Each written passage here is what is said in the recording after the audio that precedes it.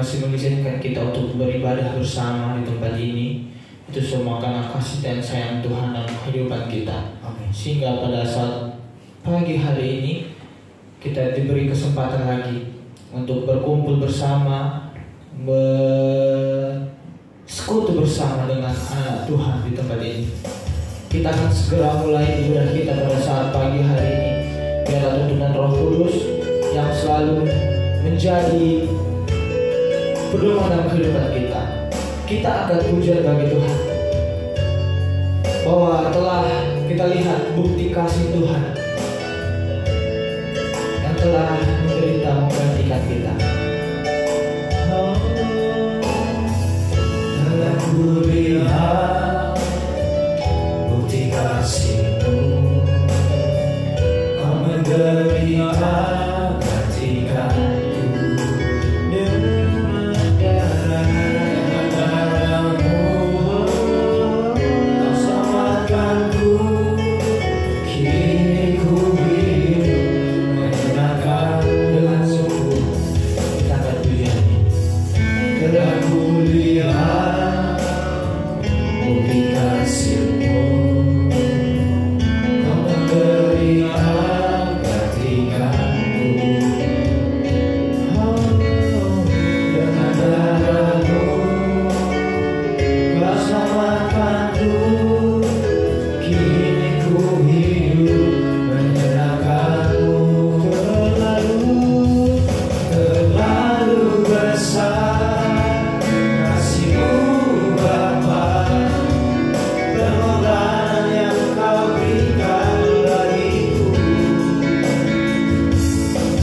Terlalu mahal darah-Mu Yesus, tercurah untuk menebus hidup. Terlalu besar kasih-Mu Bapa, pengorbanan yang Kau berikan bagiku. Terlalu mahal darah-Mu Yesus, tercurah untuk menebus hidupku.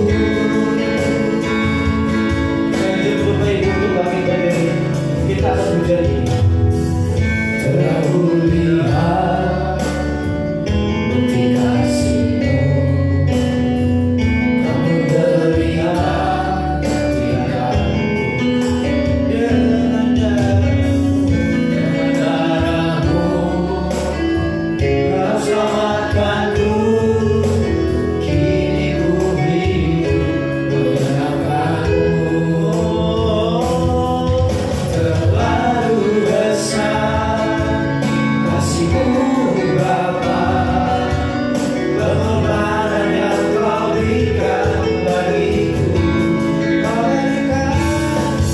Terlalu mahal darah-Mu Yesus, tercurah untuk menebus hidupku. Terlalu besar kasih-Mu Bapa, pengorbanan yang Kau berikan bagiku. Terlalu mahal darah-Mu Yesus, tercurah untuk menebus hidupku. Tercurah untuk menebus hidupku. Tercurah untuk menebus hidupku.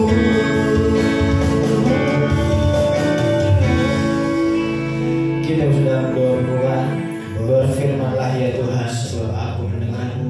Nyatakanlah kepada aku untuk kemuliaan nama-Mu.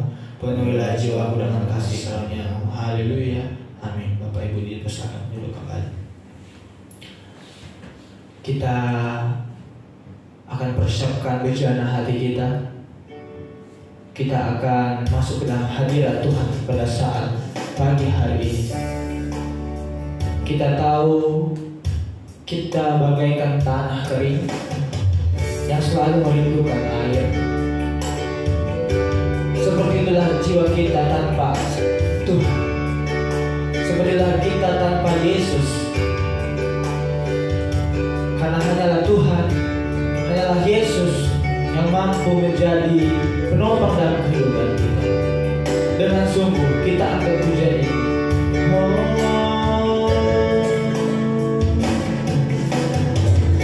Bagaikan tanah kering yang merindukan air, demikianlah jiwaku haus akan Engkau, rindu selalu hadirmu di hidupku, memulihkan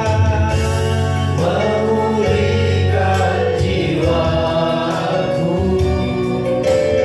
hapuskan air mataku, mengalirlah kuasa Roh Kudus, mengalirlah di tempat ini, mengalirlah Roh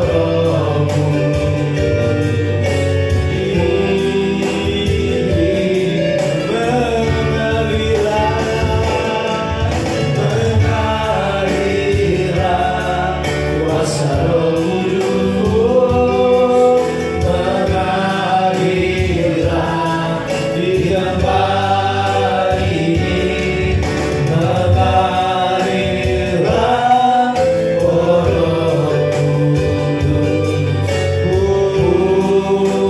pulihkanku. Kita akan pujian ini dengan sungguh katakan, Bagaikan tanah kering yang merindukan air, demikianlah jiwaku haus akan Engkau, rindu selalu hadirmu di hidupku,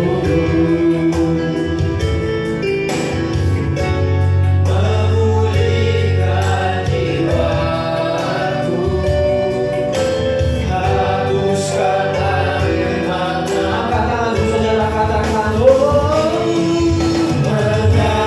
mengalirlah kuasa Roh Kudus, mengalirlah di tempat ini, mengalirlah Roh Kudus, pulihkan,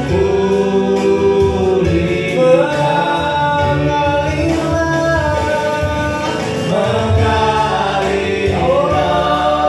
kuasa Roh Kudus, mengalirlah di tempat ini, mengalirlah Roh Kudus di hidup ini. Dengan sungguh katakan, mengalirlah kuasa Roh Kudus, mengalirlah di tempat ini, mengalirlah Roh, pulihkanku,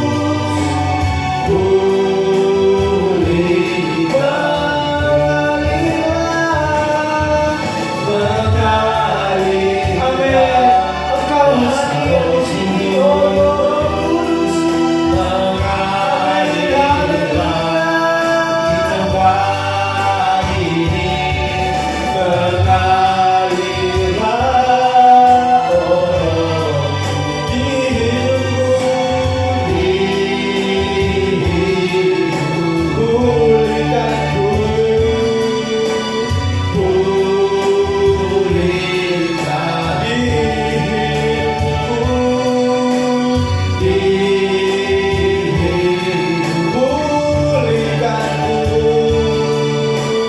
Selama-lamanya.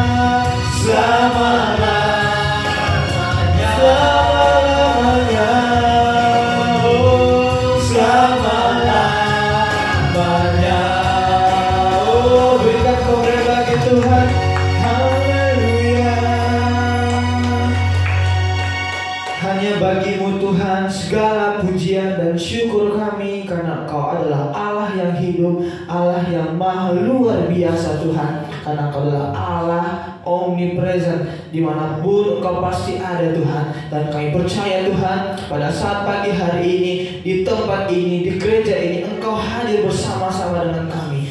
Oh Tuhan Yesus, oh Tuhan yang baik. Pada saat pagi hari ini kami telah berkumpul bersama dengan jemaat-Mu di tempat ini, jemaat GPI Grand Wisata. Kami menyerahkan diri Tuhan. Kami akan mempersiapkan bejana kehidupan kami. Kami akan datang ke hadirat Tuhan pada saat pagi hari ini. Kami menyerahkan ibadah kami Bapa dari awal, pertengahan hingga akhirnya ini. Bila Roh Kudus-Mu Tuhan yang berotoriter di tempat ini, biar setiap apapun pujian penyembahan kami bisa Engkau terima menjadi persembahan yang baik dan yang harum bagi-Mu Tuhan. Dan nanti untuk firman yang disampaikan oleh hamba-Mu Pak, agar itu menjadi rema dalam kehidupan kami, agar itu menjadi landasan kehidupan kami sepanjang seminggu ke depan. Oh Tuhan, terima kasih Yesus, terima kasih Allah Roh Kudus. Hamba juga berdoa bagi jemaat kami Bapak yang maupun dimanapun mereka pada pagi hari ini, maupun dalam perjalanan menuju tempat ini Tuhan. Engkau hantarkan mereka, Engkau sampaikan mereka di sini tanpa kurang suatu apapun, agar mereka bisa bersekutu bersama dengan kami untuk memuji dan memuliakan nama-Mu. Terima kasih Tuhan, terima kasih Allah Roh Kudus. Kami siap memulai ibadah kami dan mengucap syukur. Yang siap memulai ibadah ini katakan amin. Puji Tuhan. Gimana kabarnya Bapak Ibu selama seminggu ini? Baik ya. Sepertinya tidak ada kesusahan ya, tidak ada sukar selama seminggu hari ini ya. Ya, karena Tuhan selalu memberkati kehidupan kita, karena Roh Kudus selalu tercurah bagi jemaat di GPI Grand Wisata. Amin. Ada amin. Kita angkat pujian bagi Tuhan. Roh Kudus tercurah di tempat ini. Roh Kudus tercurah di tempat ini, urapan yang ajaib memberikan. Roh Kudus tercurah bagi gerejanya, membangkitkan. Sekali lagi katakan, Roh Kudus tercurah di tempat ini, urapan yang ajaib memberikan. Roh Kudus tercurah bagi gerejanya, membangkitkan bagi-Nya. Hari ini adalah hari yang Tuhan, saat pembebasan tiba. Belenggu dosa telah dibatalkan. Mari bersorak bagi Dia. Katakan, Aku baru tercurah penuhi umat-Nya dengan sukacita. Ingat baru tercurah, urai umat-Nya nyata. Saya coba Bapak Ibu untuk bangkit berdiri. Tercurah di tempat ini, urapan yang ajaib memulihkan iman. Roh Kudus tercurah bagi gerejanya, membangkitkan mati-Nya. Hari ini adalah hari yang Tuhan, saat berbebas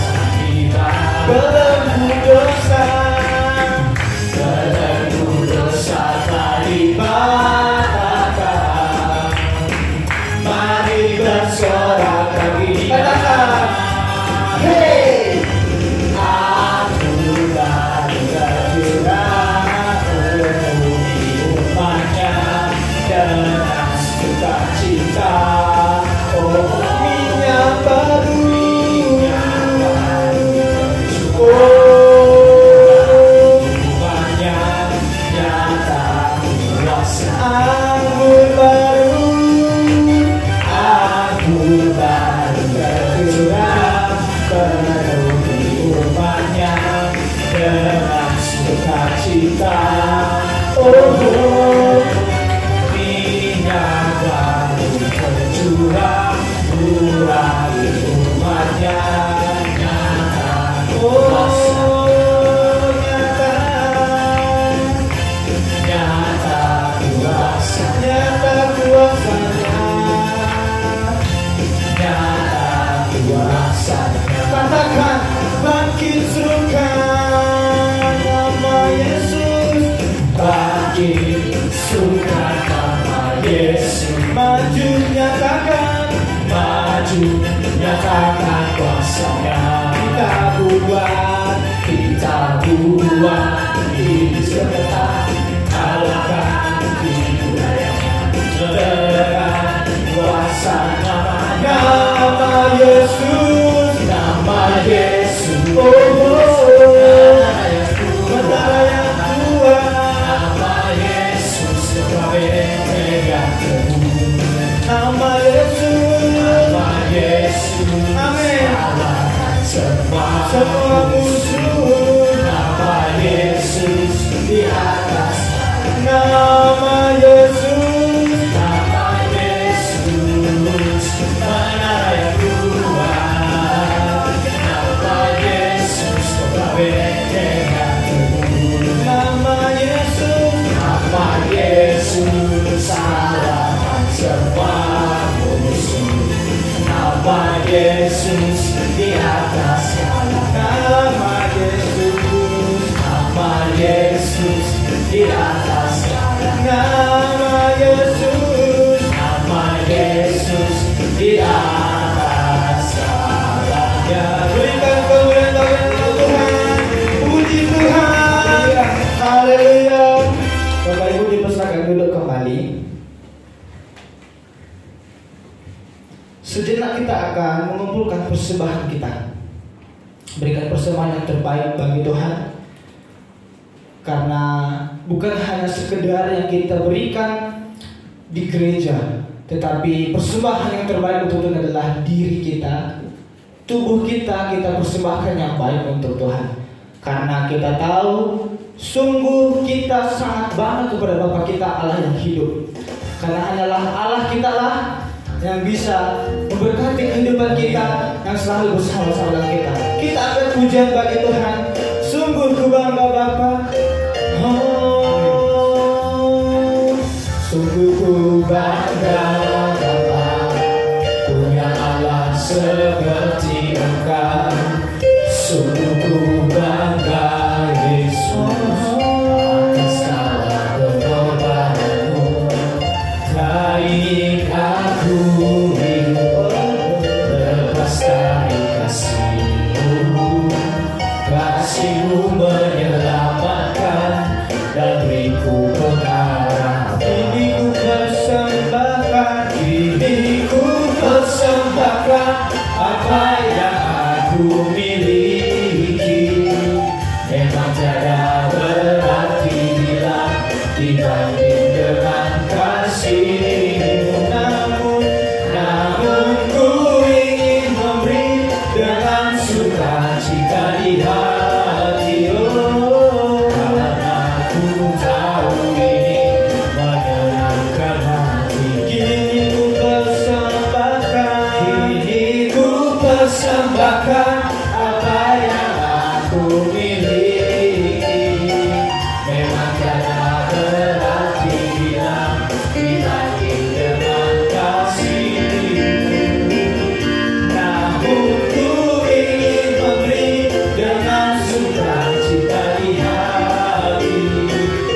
Karena ku tahu ini menyenangkan hati. Puji Tuhan. Puji Tuhan. Bapak Ibu Saudara terkasih dalam nama Tuhan kita Yesus Kristus,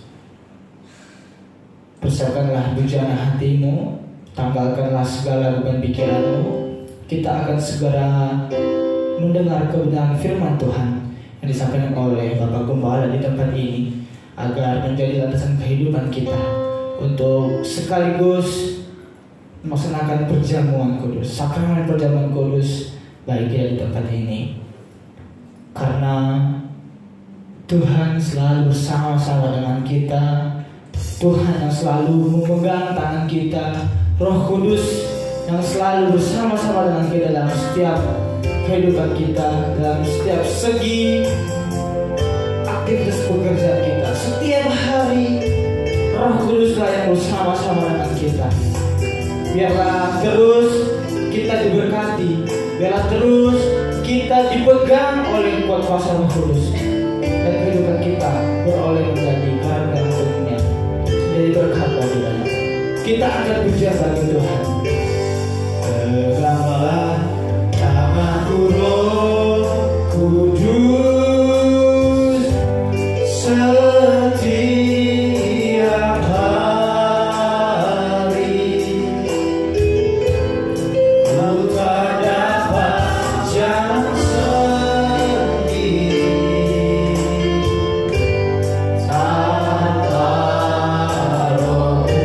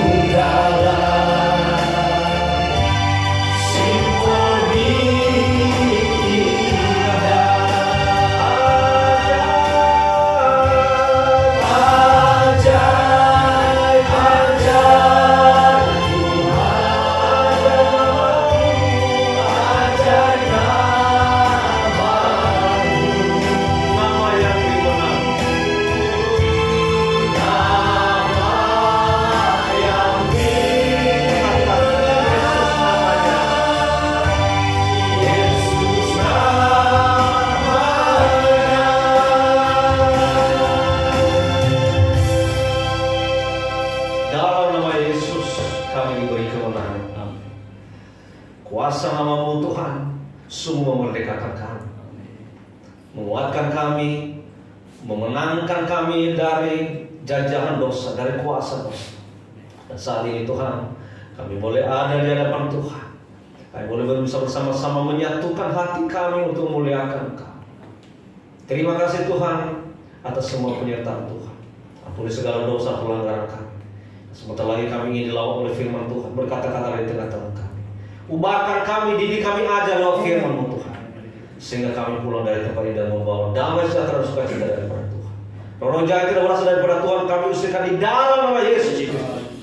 Keluar dari tempat ini, karena kuasa Tuhan yang berkuasa atas kami. Dalam nama Yesus Kristus kami menyambut firman Tuhan.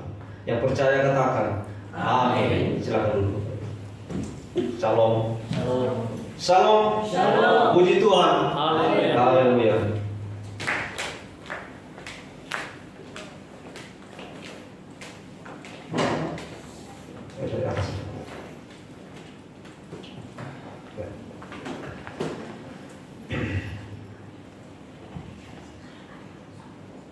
Hari ini saya akan menyampaikan firman Tuhan bagi kita tentang lidah dan ibadah. Nah, tentu Bapak Ibu bertanya-tanya, ada apa sih kok menyampaikan firman Tuhan tentang lidah dan ibadah? Apa hubungannya? Saya mau sampaikan, ini sangat ada hubungannya antara lidah dan ibadah. Dengan lidah kita, ibadah kita bisa diberkati. Dengan lidah juga, ibadah kita tidak berarti apa-apa. Jadi, kita sekarang belajar, berusaha bagaimana caranya supaya ibadah itu menjadi ibadah yang benar-benar berkenan di hadapan Tuhan. Percuma kita datang beribadah kepada Tuhan, percuma kita kumpul-kumpul, berdoa, bernyanyi, menyembah Tuhan, tapi kalau lidah kita ini sampai tidak bisa dijaga, maka ibadah itu sama aja ibadah yang tidak berkenan di hadapan Tuhan. Tapi ketika kita bisa menjaga hidup kita, termasuk lidah kita khususnya, maka ibadah itu menjadi ibadah yang benar-benar menyenangkan hati Tuhan.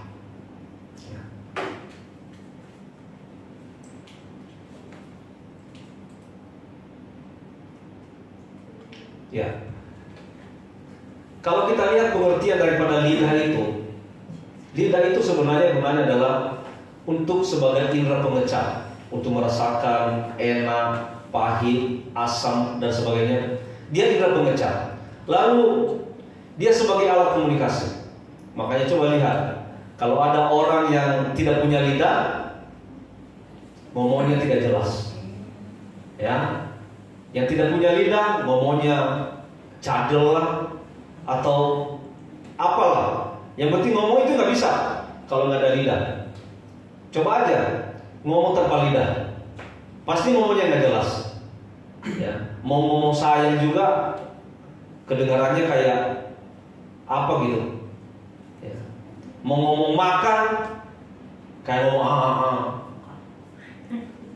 Jadi lidah itu begitu penting untuk komunikasi. Makanya dia itu sebagai alat komunikasi. Kemudian untuk mengunyah, ada nggak yang bisa mengunyah makanan tanpa lidah? Ada nggak yang bisa mengunyah makanan tanpa lidah? Tentu kita begitu susah untuk mengunyah makanan tanpa lidah.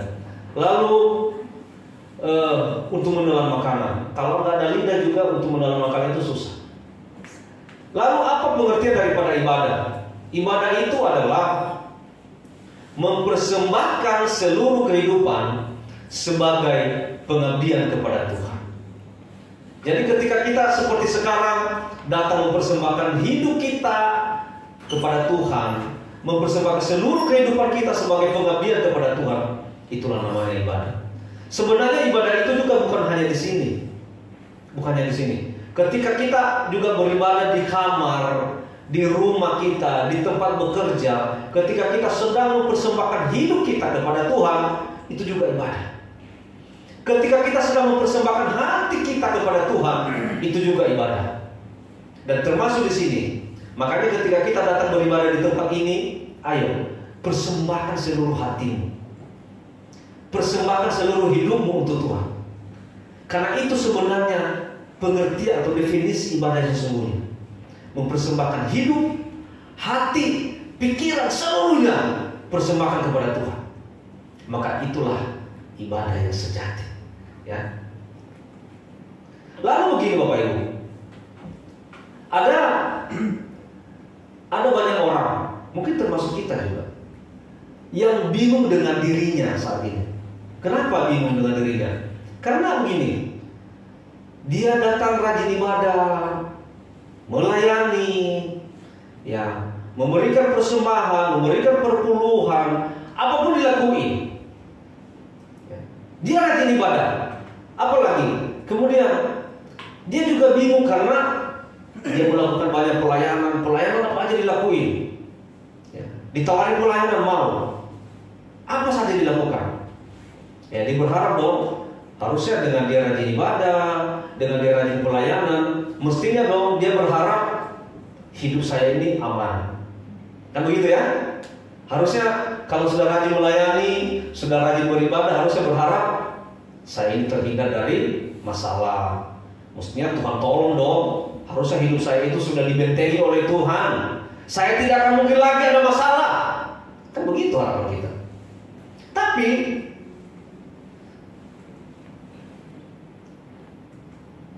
hidupnya kok bermasalah.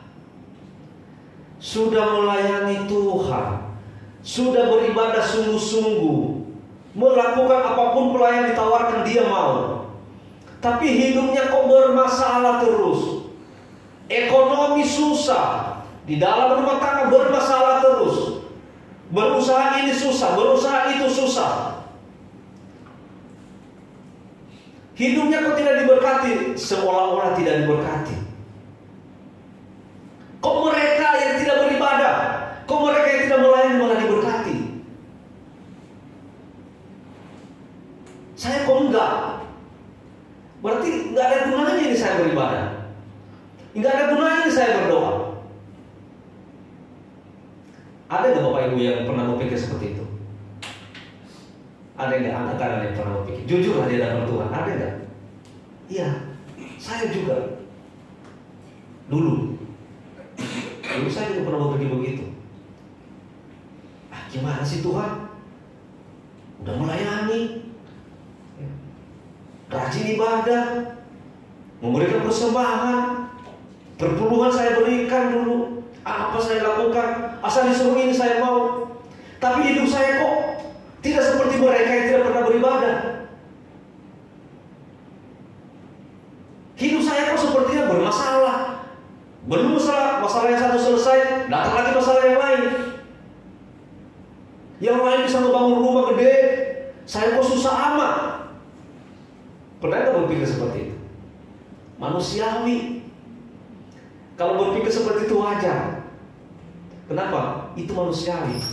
Tapi kita harus membedakan diri kita, hidup kita dengan orang-orang dunia. Kalau ada yang berpikir seperti itu, itulah orang-orang yang masih belum bertobat, yang masih pikirannya hanya memikirkan hal-hal yang duniawi,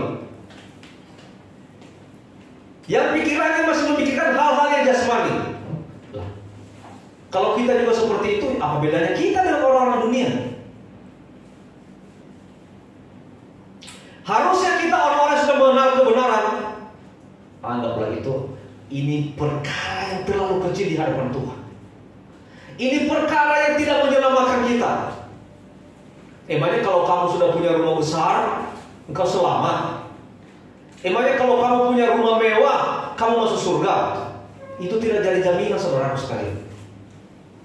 Jadi kalau kita punya pikiran seperti ini, kita tidak akan pernah terlena dengan hal-hal yang duniawi. Biarkan aja mereka punya rumah besar, biarkan aja dia punya mobil mewah, biarkan aja dia banyak uang.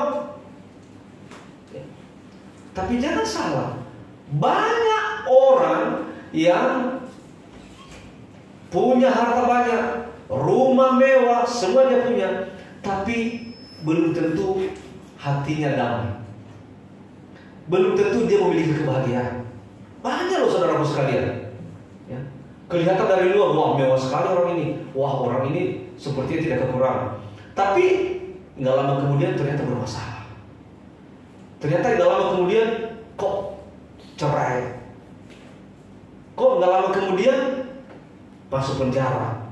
Nggak lama kemudian terjadi pembunuhan. Jadi kita harus merubah mindset kita, pola pikir kita, bahwa jangan terlalu memikirkan hal-hal yang duniawi. Karena hal yang duniawi tidak akan pernah membuat kita bahagia. Kalau kita selalu memikirkan hal-hal yang duniawi, maka terjadilah seperti ini. Hidupnya kok bermasalah terus. Hidup kok tidak pernah diberkati. Padahal dia nggak sadar, ketika dia hidup aja saat ini, itu akan berkat yang luar biasa. Amin. Amin. Amin. Ketika saat ini kita bisa hidup, kondisi kita sehat, ya, kita tidak kena stroke, kita masih bisa makan normal, kita masih bisa berjalan normal, itu berkat yang luar biasa loh. Kadang-kadang manusia tidak menyadari itu. Dia pikir berkat itu duit dan duit. Tapi kalau dapat duit, oh baru saya diberkati, Tuhanku baik. Kata siapa? Saya dulu pernah ibadah di suatu gereja dulu. Saya nggak mau sebutin gerejanya di mana. Jadi ada yang bersaksi ke depan begini, ada yang bersaksi datang ke depan. Jadi ceritanya dia ketemu duit di jalan. Dia ketemu duit di jalan, lalu tiba-tiba dia ambil, dia sembunyikan, dimasukin di kantongnya. Lalu dia bersaksi di gereja. Puji Tuhan karena kemurahan Tuhan. Kebetulan saya tidak punya duit. Ternyata Tuhan kasih saya duit. Saya ketemu duit di jalan, langsung saya ambil, saya masukin di kantong saya. Saya bilang, ini jangan-jangan berkat Tuhan. Itulah orang-orang yang selalu pikirannya duit, dan duit.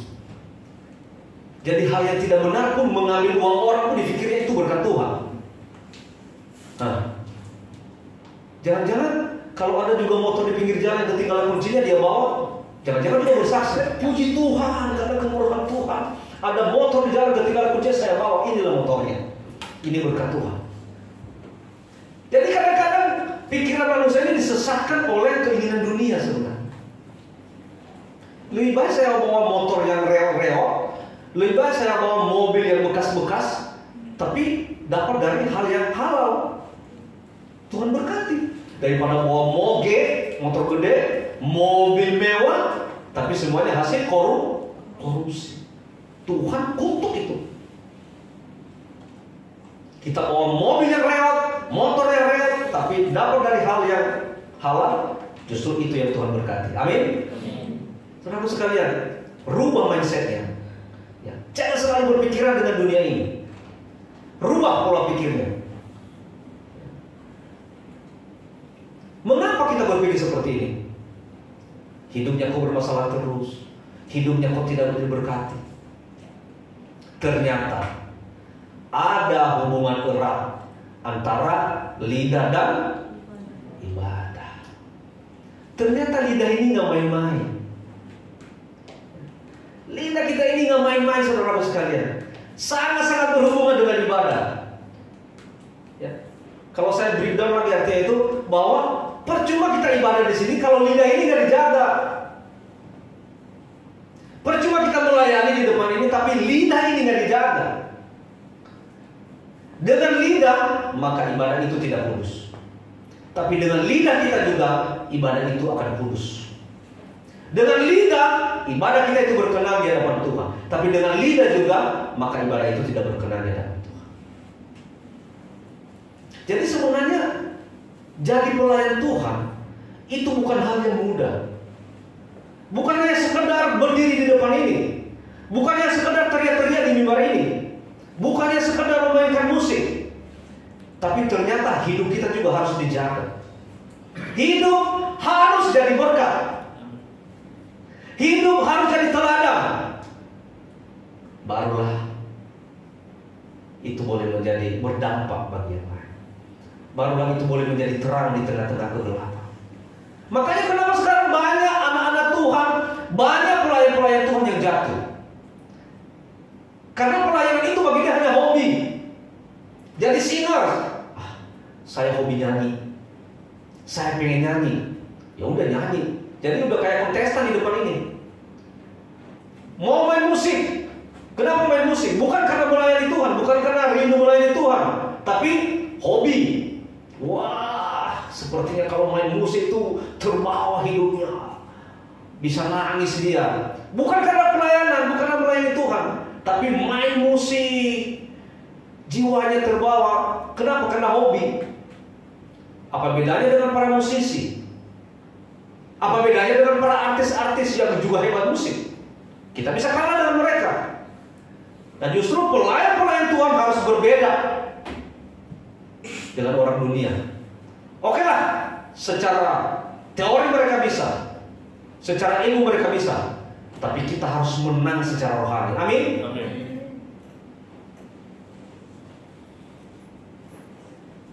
Pelayanan kita bisa diberkati karena kita bisa menjaga lidah.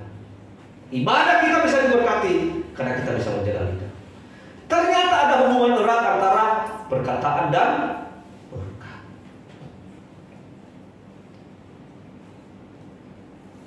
Karena perkataan kita bisa diberkati.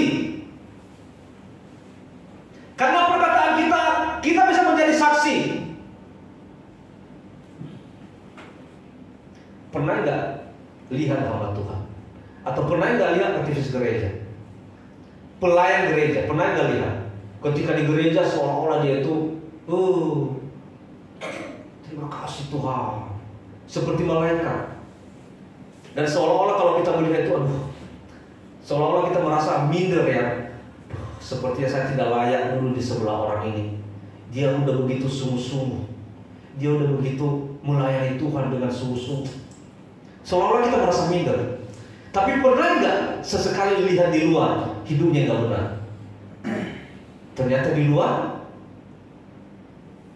omongannya menyakitkan hati orang lain. Sikapnya lebih kasar daripada orang dunia.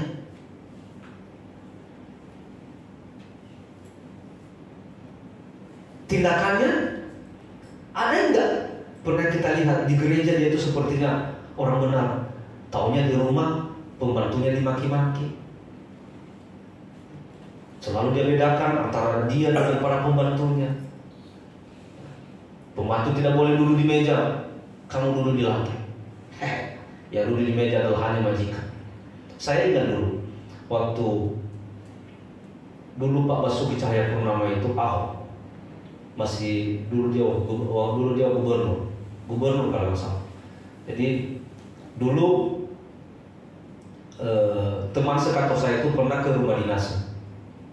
Waktu ke rumah dinasnya itu, dia di rumah itu biasa aja sama istrinya. Maksudnya enggak kayak pejabat gimana gitu. Biasa aja di rumah. Dia malah di rumah itu suka nyiramin kembang. Nah, ketika di rumah itu lagi makan, duduk di meja bareng-bareng Ibu Vero, Pak Ahok, anak-anaknya, pembantu. Satu meja sama pembantu semua. Dia kasih tahu, ini mbaknya, ini anak saya ini. Dalam hati kita bilang, seorang gubernur, pembantu disuruh duduk bareng makan satu meja.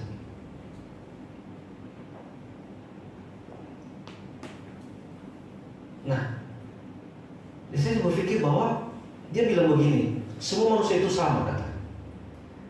Di mata Tuhan itu nggak ada pembantu, nggak ada raja, nggak ada budak, nggak ada orang kaya, nggak ada orang miskin, sama. Nanti yang ditanya sama Tuhan itu, apa yang kamu lakukan selama kau hidup?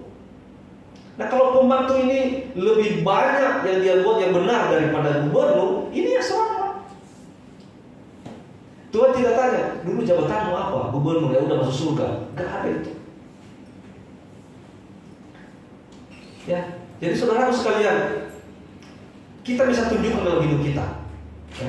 Bukan hanya ketika kita beribadah, kita seolah-olah orang benar, tapi di luar juga kita harus menunjukkan sikap kita bahwa sikap kita adalah sikap yang sudah dibaharui. Amin. Puji Tuhan. Nah, hubungan erat antara perkataan dan berkat. Karena perkataan kita bisa diberkati. Karena perkataan kita juga kita bisa terkutuk. Jangan main-main. Jadi perkataan lidah itu sangat erat hubungannya dengan ibadah dan berkat. Ayo, sekarang mari kita belajar. Kita beribadah, jangan main-main. Ayo, sungguh-sungguh beribadah. Ya, bawa sikapmu kepada Tuhan. Bawa sikap yang benar kepada Tuhan. Sehingga walaupun kita sedikit, kalau kita bisa menjadi contoh, orang bisa terbawa. Jadi bagaimana orang bisa mengikuti kita kalau misalnya dari sikap kita aja orang tidak suka? Bagaimana saya mau ikut mereka? Sikapnya aja begitu, ngomongnya aja nyakitin, nggak pernah mau nolongin orang. Di sini ngomongnya beda, di luar ngomongnya beda. Dia ngomong sama kita, nanti jangan bilang-bilang ya. Ternyata juga dia bilang di sana, jangan bilang-bilang ya. Bagaimana saya mau ikutin dia? Perkataannya nggak jadi berkat, sikapnya nggak jadi berkat. Tapi coba, kalau sikap kita itu, lidah kita, perkataan kita itu membawa berkat, orang juga senang. Pasti orang bilang, dia gereja di mana sih? Dia ibadah di mana sih? Dia suaminya siapa sih? Dia istrinya siapa sih? Anaknya siapa sih? Orang nanya itu. Iya ya, saya pengen seperti dia. Jadi sekarang itu tidak perlu banyak ngomong, cukup dari sikap kita. Amin. Sekarang kita masuk Yakobus pasal 1 ayat 26. Ini ayat langsung. Kita baca sama-sama, lihat monitor. 1, 2, 3. Jikalau ada seorang menganggap dirinya beribadah, tetapi tidak mengekang lidahnya, ia menipu dirinya sendiri, maka sia-sialah ibadah. Ada seorang menganggap dirinya beribadah, tetapi dia tidak bisa mengekang lidahnya, maka itu sama dengan penipu. Ia menipu dirinya sendiri, maka sia-sialah ibadahnya. Jadi saya tadi nggak buat-buat loh pernyataan saya dari awal. Ya, ketika kita ini hanya omdo, ngomong doang, tapi kita tidak bisa mengekang lidah kita, maka sama aja kita itu sebagai penipu. Sia-sialah ibadah kita. Jadi ternyata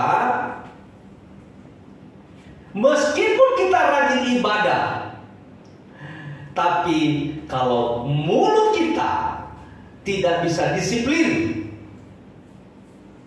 maka ibadah kita itu sia-sia. Pelayanan kita itu sia-sia. Saudara sekalian, jangan pikir ngomong itu asal ngomong, bicara asal bicara. Hati-hati berbicara. Dengan perkataanmu kau diberkati, tapi dengan perkataanmu juga sia-sia hidup. Tapi saya yakin kita semua di sini mau dengan perkataan kita semua diberkati. Amin. Amin. Ayo, coba lihat tante-tante itu di foto, di monitor. Ya. Sampai suaminya itu merah kupingnya. Duh, ini perempuan ini ngomongnya nggak ada remnya. Ya. Saya rasa ini perempuan ini nggak ada remnya, ini ngomong itu udah. Mungkin dalam sehari itu bisa ngomong 10.000 kata kali. Kita baru ngomong A, dia udah ngomong B, C, D, E. Kita baru nanya, mana gelas saya di sini? Saya nggak tahu.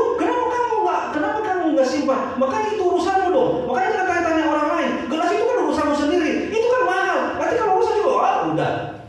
Akan cuma nanya gelas doang. Di mana gelas saya? Kok ngomongnya kemana-mana?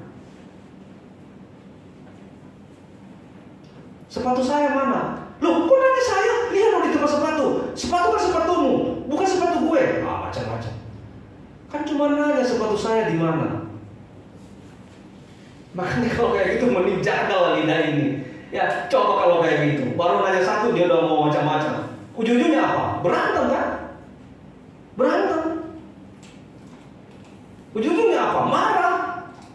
Ujung-ujungnya apa? Tidak ada kedamaian dalam keluarga. Hati-hati dalam berbicara. Katakan, kalau mulut kita ini tidak disiplin, maka percuma kita rajin beribadah. Ibadah kita itu sia-sia, dan pelayanan kita itu sia-sia. sia-sia, apa yang kita lakukan? Lihat dari gambar ini, apa yang kita lakukan? Kalau tidak mau ibadah dan pelayanan kita sia-sia, apa yang kita lakukan? Dari gambar ini, siapa yang bisa mengartikan? Ditutup tutup mulut. Nah, itu Bapak Marapo lagi nutup mulutnya silver. Kalau baru dilakban ingat kuat juga, dijahit sekalian. Diam. Nggak usah banyak ngomong. Daripada ngomong hanya jadi sandungan bagi orang, daripada ngomong jadi masalah buat orang lain, jahit sekalian. Soalnya kadang-kadang kalau hanya dilakban masih bisa dibuka tuh. Karena nggak tahan mau ngomong, masih bisa dibuka. Mendisiplinkan bibir, mulut, lidah kita. Ayo, disiplin. Mulut, bibir, lidah, disiplinkan. Jangan terlalu banyak ngomong. Kalau nggak penting-penting, nggak usah ngomong. Kalau perkataan itu perkataan yang memberkati, ngomonglah. Wajib ngomong. Kalau perkataan itu perkataan yang berkati.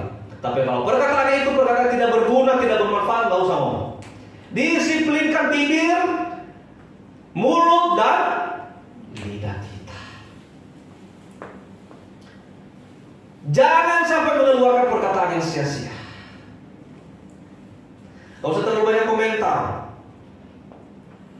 Lihat orang lain di komentar. Lihat rumput di jalan di komentar. Makan di komentar. Lapar dikomentari, kenyang dikomentari, pakai baju dikomentari, apalagi pakai sepatu dikomentari, orang lain potong rambut dikomentari, orang lain tidak potong rambut dikomentari, semua dikomentari. Udah, kalau hal-hal itu tidak penting, jangan sampai mengeluarkan perkataan yang sia-sia. Amin. Amin. Kalau orang lain mau potong rambut, biarkan dia potong rambut, biar dia ganteng, biar dia cantik. Kalau orang lain tidak mau potong rambut, biarkan. Mungkin dia kepengen, apa salahnya? Mau tanya, kalau misalnya saya tidak potong rambut, Bapak Ibu rugi nggak?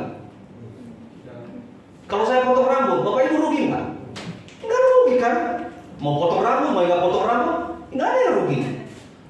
Kalau saya nggak potong rambut, paling saya yang rugi, kepanasan, jelek dan sebagainya, kan begitu. Tapi terkadang manusia ini ngomentari semuanya. Orang lain berubah dikomentari. Tiba-tiba udah hitam lagi rambutnya dikomentari. Aduh, ampun deh. Jadi ayolah, disiplinkan mulut bibir ini. Kalau dia tidak perlu, nggak usah diomongin. Apalagi perkataan yang buruk, apalagi perkataan yang memutuki orang lain. Jangan sesekali mengeluarkan perkataan kutuk ya. Itu tidak baik. Apalagi kutuk buat keluarga, kutuk buat anak, buat istri, buat suami, aduh jangan. Ya, itu bukan hak kita. Jangan mengeluarkan kata-kata kutuk. Yakobus pasal 3 ayat 9 dikatakan, ayat 9 dan 10 dikatakan demikian. Dengan lidah kita memuji Tuhan, Bapa kita, dan dengan lidah juga kita mengutuk manusia yang diciptakan menurut rupa Allah. Jadi lidah ini kita mengutuk, dan dengan lidah ini juga kita memberkati. Dengan lidah ini kita memuji Tuhan. Ya, makanya kenapa lidah ini harus dijaga banget. Ya. Yang 10, dari mulut yang satu keluar berkat dan kutuk. Hal ini saudara-saudaraku tidak boleh demikian terjadi. Hendaknya dari mulut ini keluar berkat. Jangan juga dari mulut ini keluar kutuk, keluar juga berkat. Dikatakan di sini, hal ini saudariku tidak boleh demikian terjadi. Rasul Yakobus ini adalah dia saudara biologis daripada Yesus, saudara yang secara jasmani ya, karena mereka satu ibu. Ya, dia mengatakan begini, hal ini tidak boleh terjadi.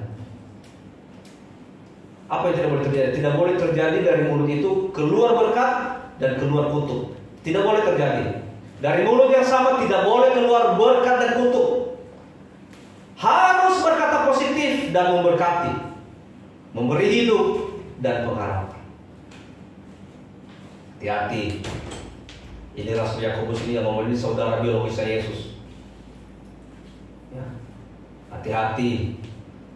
Dia mengatakan bahwa dari mulut itu tidak boleh keluar yang sembarang.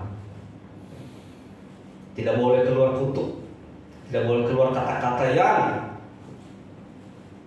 tidak mengandung berkat. Dari mulut itu harus keluar kata-kata berkat.